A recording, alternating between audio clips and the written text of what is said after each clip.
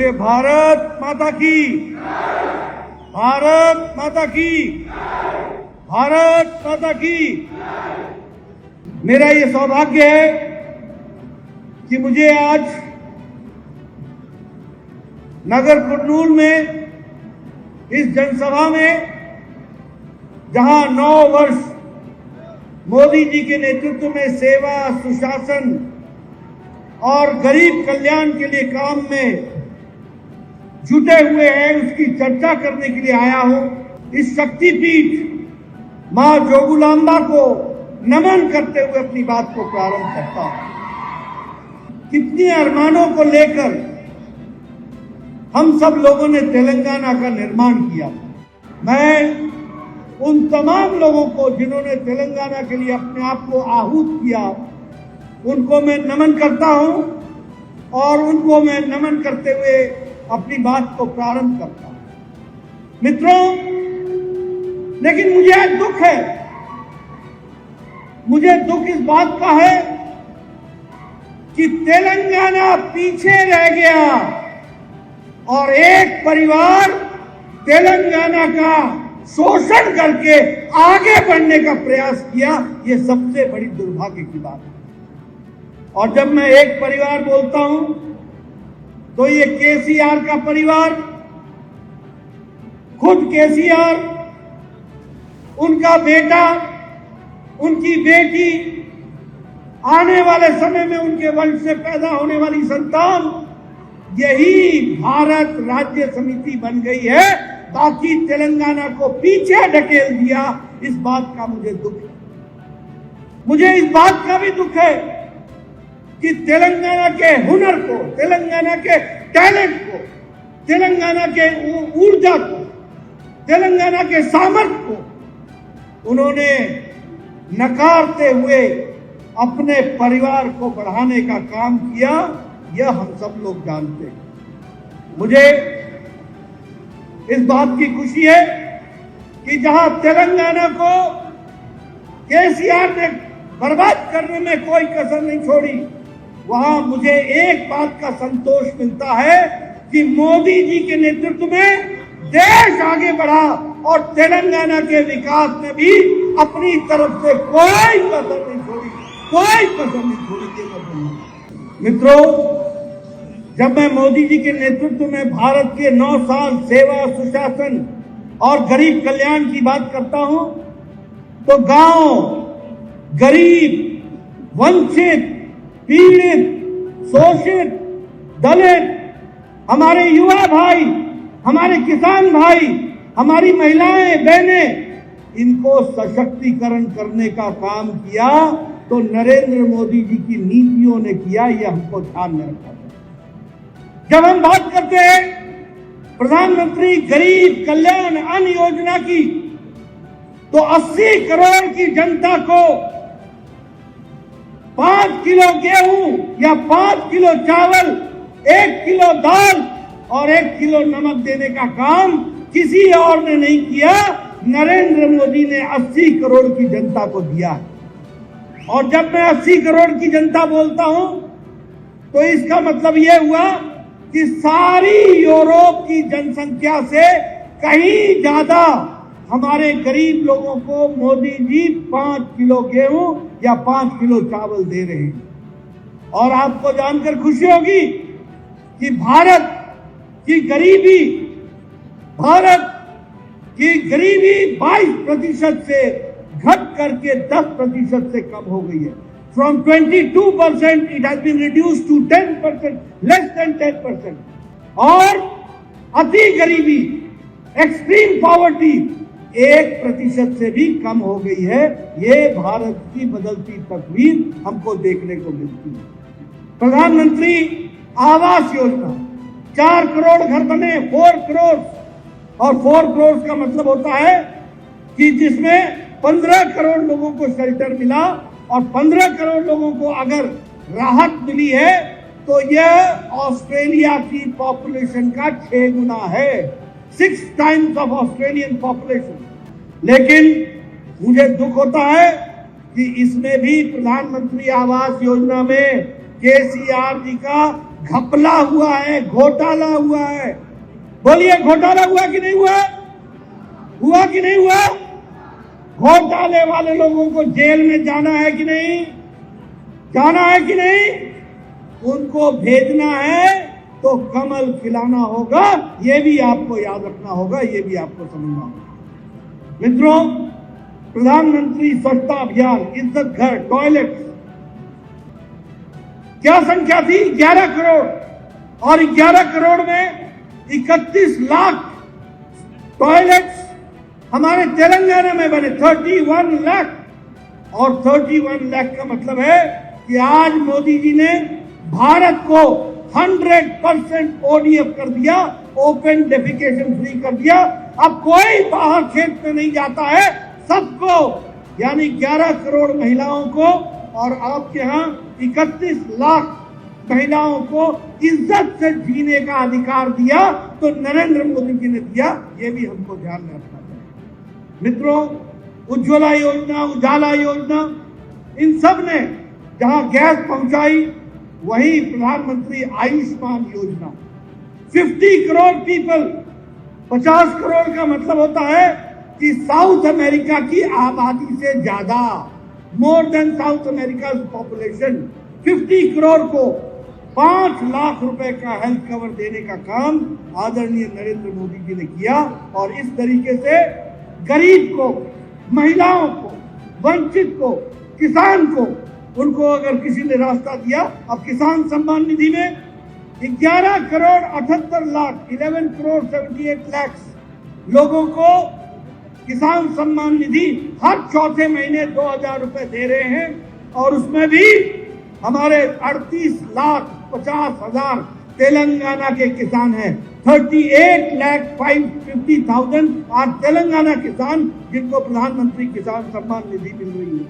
इसलिए मित्रों, गांव, गरीब, वंचित, पीड़ित, शोषित, दलित, इनको ताकत देने का काम किया है तो नरेंद्र मोदी जी ने किया, ये हमको ध्यान रखना है। मित्रों, जब मैं प्रधानमंत्री मोदी जी की बात कर रहा हूं तो आप ये भी ध्यान रखिए कि आज कोरोना के बाद और यूक्रेन की लड़ाई के बाद दुनिया में आर्थिक मंदी आई, लेकिन अकेला भारत मोदी जी के नेतृत्व में आर्थिक रूप से ब्राइट स्पॉट की तरह चमक रहा है और आगे बढ़ रहा है। इसको हमको समझना चाहिए। अभी मॉर्गन स्टैनली की रिपोर्ट ने यह कहा कि इंडिया की इकोनॉमी, भारत की अर्थव्यवस्था बहुत मजबूती पर खड़ी है, इन्फ्लेशन पर काबू है, खाद्य सामग्री की महंगाइयों पर काबू है और इसके साथ साथ विकास दर में 8.2% के रूप में आगे बढ़ रहा है। आज भारत 10वीं नंबर की अर्थव्यवस्था से छलांग लगा करके 5वीं नंबर की अर्थव्यवस्था बन गई है। $84.8 billion US dollar foreign direct invest के तर्ज पर यहां पर खर्च हो रहे हैं एक साल के अंदर। आज हमारा इलेक्ट्रॉनिक में मैन्युफैक्चरिंग 500% बढ़ गई, 500 टाइम्स बढ़ चुकी है। मोबाइल जो हम 2014 में 92%, 92% वी यूज टू इम्पोर्ट, हम उसको बाहर से लाते थे, विशेष करके चाइना से लाते थे। आज आपके हाथ में जो मोबाइल है वो 97%, 97% इंडिया में बन रहा है और अब एप्पल का मोबाइल भी इंडिया में बन रहा है। आज जापान को पछाड़कर ऑटोमोबाइल इंडस्ट्री में हम दुनिया में 3रे नंबर पर खड़े हो गए। आज हम टॉय के एक्सपोर्ट में हमने तिगुना अपना एक्सपोर्ट बढ़ाया है। तो आप देखेंगे आर्थिक दृष्टि से आज भारत बढ़ता जा रहा है। एक समय में इंफ्रास्ट्रक्चर में 18 लाख करोड़ रुपए खर्च हुए, भारत में 18 लाख करोड़ रुपए खर्च हुए। इस साल 10 लाख करोड़ रुपए एक साल के अंदर खर्च हो रहा है। नेशनल हाईवे जो दिन में 12 किलोमीटर बनते थे आज 39 किलोमीटर बन रहे हैं। और उसी तरीके से प्रधानमंत्री ग्राम सड़क योजना 3,28,000 किलोमीटर की सड़क बनी है और जिसमें 2,396 किलोमीटर की सड़क आपके तेलंगाना में गांव को जोड़ने के लिए बनी है। विकास की दृष्टि से देखा जाए तो हमारे प्रधानमंत्री जी ने विदेश में भी दुनिया में भारत को स्थापित करने में कोई कसर नहीं छोड़ी। आज दुनिया में कोई ऑस्ट्रेलिया का प्रधानमंत्री कहते हैं Modi you are the boss, कोई कहते हैं यू आर दी हीरो, कोई कहते हैं you are the global leader, कोई कहते हैं you are reformer in chief. और पहले भारत दुनिया में जब अमेरिका जाता था, भारत जब अमेरिका जाते थे तो चर्चा क्या होती थी? टेररिज्म, पाकिस्तान, कश्मीर। अभी प्रधानमंत्री मोदी जी गए थे, किसी ने चर्चा पाकिस्तान की नहीं की, विकास की, डेवलपमेंट की और विकास को आगे बढ़ाया। ये बदलता भारत है। लेकिन जब हम कहते हैं कि Modi you are the boss, Modi you are the hero, Modi you are the global leader, Modi you are the reformer in chief, तो हमारे कांग्रेस भाइयों के पेट में मरोड़ होता है, मरोड़। क्या शब्द इस्तेमाल करते हैं? मोदी तुम नीच हो, मोदी तुम सांप हो, मोदी तुम बिच्छू हो, मोदी तुम अनपढ़ हो, मोदी तुम चाय वाला हो। लेकिन भारत की 140 करोड़ की जनता मोदी के साथ खड़ी हो जाती है और उनको जवाब देती है। ये हमको देखना चाहिए।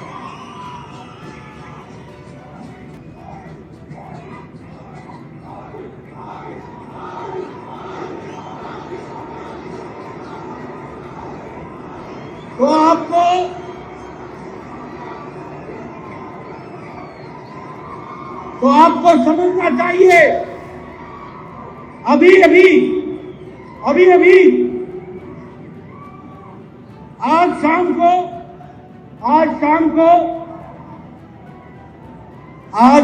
को प्रधानमंत्री मोदी जी अमेरिका की यात्रा और इजिप्ट की यात्रा से लौटेंगे।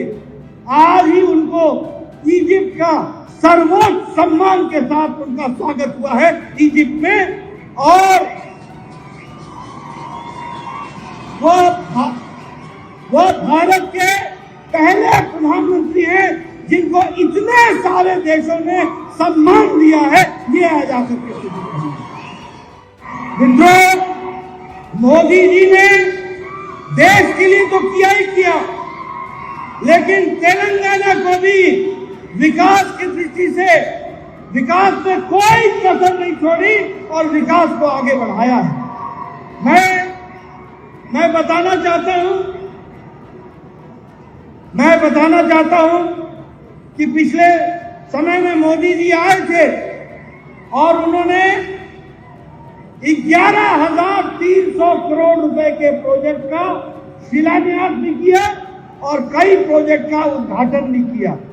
आपको जानकर खुशी होगी कि अब बीबी नगर में all India institute of medical sciences 1,350 crore रुपए का 1,350 करोड़ रुपीस का उसका काम बनने का शुरू हो गया।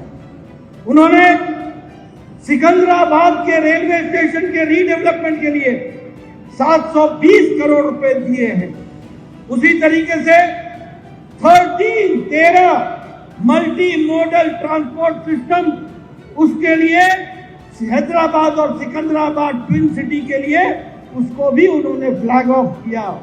उसी तरीके से तेलंगाना में पूरी रेलवे लाइन डबलिंग कर दी गई है, इलेक्ट्रिफाइड कर दी गई है, डबल भी कर दिया और इलेक्ट्रिफाइड भी कर दिया, ये भी हो गया है। वंदे भारत ट्रेन ये सिकंदराबाद से तिरुपति ये चल रही है, इसको भी सैंक्शन किया तो मोदी जी ने किया। उसी तरीके से तेलंगाना में 5,000 किलोमीटर के नेशनल हाईवे बने, 5,000 किलोमीटर, मतलब आप लद्दाख से तेलंगाना और तेलंगाना से लद्दाख इतनी लंबी सड़क नेशनल हाईवे तेलंगाना को दी है, ये भी हमको ध्यान रखना। उसी तरीके से हमारे अंबरपेट में 1,186 करोड़ रुपए के लागत से एलिवेटेड रोड बनने का, फ्लाईओवर बनने का काम शुरू हुआ है। मित्रों, अगर कहा जाए तो तेलंगाना के लिए 1,110 हमारे करोड़ रुपए सिर्फ रेलवे का एलोकेशन इस बार है। और सबसे खुशी की बात है कि आंध्र प्रदेश और तेलंगाना में यूनेस्को का रमप्पा मंदिर को उसका सैंक्शन मिल गया है। रमप्पा मंदिर वह भी यूनेस्को में जुड़ गया है, यह भी हमको मालूम है।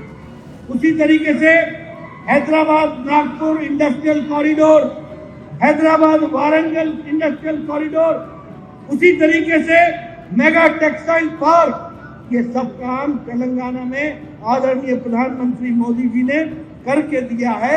यह मैं आपको बताना चाहता हूँ। विकास की एक नई कहानी लिखी, विकास को आगे बढ़ाया है।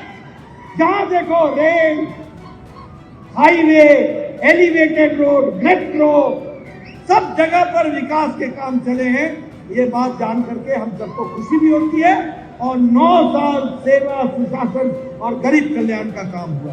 मित्रों, कल पटना में ये महागठबंधन की रैली हुई, मुलाकात हुई, गले से गले मिलकर के बैठे। मित्रों, ये फोटो सेशन था, फोटो सेशन। एक तरफ मोदी जी ने विकास को आगे बढ़ाया और वंशवाद को समाप्त किया, एक तरफ मोदी जी ने विकासवाद को बढ़ाया और वोट पॉलिटिक्स को समाप्त किया, एक तरफ मोदी जी ने तुष्टीकरण को समाप्त किया और विकासवाद को आगे बढ़ाया। सबका साथ, सबका विकास, सबका विश्वास, सबका प्रयास। मित्रों, मेरी पूरी बात सुन लो। मित्रों, ये परिवारवाद, ये कल वहां कौन इकट्ठा हुआ था? RJD, Samajwadi party, TMC, Uddhav Thackeray, ये सब लोग, मित्रों, ये सब लोग परिवार बचाने के लिए लगे हैं। परिवार और मोदी जी देश को आगे ले जाने के लिए लगे हैं। इस बात को हमको समझना चाहिए। इसलिए मैं साफ कहना चाहता हूं कि अगर तुमको परिवार बचाना है, लालू का परिवार, तो आरजेडी को वोट दो। अगर तुमको बचाना है गांधी परिवार, तो कांग्रेस को वोट दो। कांग्रेस किसकी है? माँ, बेटा, बेटी, बाकी सब छुट्टी, सबकी छुट्टी। अगर तुमको शिवसेना उद्धव ठाकरे बचाना है, तो फिर वोट शिवसेना उद्धव ठाकरे को दो। अगर तुमने बिहार के, उत्तर प्रदेश के अखिलेश यादव के परिवार को बचाना है, तो समाजवादी पार्टी को वोट दो। और अगर ममता बनर्जी के परिवार को बचाना है, तो टीएमसी को वोट दो। और अगर तुमने भारत को आगे ले जाना है, तो कमल को आगे बढ़ाओ, मोदी जी को आगे बढ़ाओ। इस बात को हमको समझना है। मित्रों, मैं एक बात और बोल देना चाहता हूं। ये जिस तरीके से सारी बातें चल रही हैं, मैं स्पष्ट बताना चाहता हूं कि आज महंगाई सबसे ज्यादा किसी राज्य में है तो वो तेलंगाना में है, ये केसीआर के राज्य में है। मैं ये भी बताना चाहता हूं, तुम टीआरएस से बीआरएस हो जाओ, तुम नाम बदल दो। नाम बदलने से नीति नहीं बदलती, नीयत नहीं बदलती। और इसलिए अगर तुमने केसीआर का परिवार बचाना है, उसके बेटे को बचाना है, उसके बेटी को बचाना है, उसके दामाद को बचाना है, उसके आने वाली संतानों को बचाना है, तो केसीआर को वोट दो। और अगर तुमने तेलंगाना का विकास करना है, तो भारतीय जनता पार्टी को आगे लाना होगा। ये हमको समझना है। अंत में मैं एक बात और कहूंगा, ये बीआरएस नहीं है, ये भ्रष्टाचार रक्षा सुलह समिति है। ये भ्रष्टाचार रक्षा समिति है। और मैं ये भी आपको बोलना चाहूंगा, किसानों की क्या हालत हो गई आपको मालूम है ना। धरानी पोर्टल, ये धरानी पोर्टल है ना, धरनी पोर्टल, ये धरनी पोर्टल किसानों की जमीन को हड़पने का तरीका है। और केसीआर के कार्यकर्ता और नेताओं का जेब भरने का तरीका है, इसको समझ लेना। और बीजेपी आएगी तो ये पोर्टल बंद हो जाएगा और बीआरएस का पोर्टल भी बंद कर देंगे, ये भी आप ध्यान रखें। मित्रों, यह फार्मा सिटी के नाम पर किसानों की जमीन का नुकसान हो रहा है। Anti farmer, anti people. मैं आज कालेश्वरम की चर्चा नहीं करूंगा, वो तो इनका रेगुलर काम है, हमेशा का काम है। आप बताइए, ऐसी भ्रष्टाचारी सरकार को रहने दोगे क्या? रहने दोगे क्या? रहने दोगे क्या? रहने दोगे? रहने दोगे? मैं चाहूंगा कैमरे वाले जरा फोटो खींचो। रहने दोगे क्या? रहने दोगे क्या? बीजेपी लाओगे ना? बीजेपी लाओगे ना? कमल खिलाओगे ना? कमल खिलाओगे ना? बहुत बहुत धन्यवाद।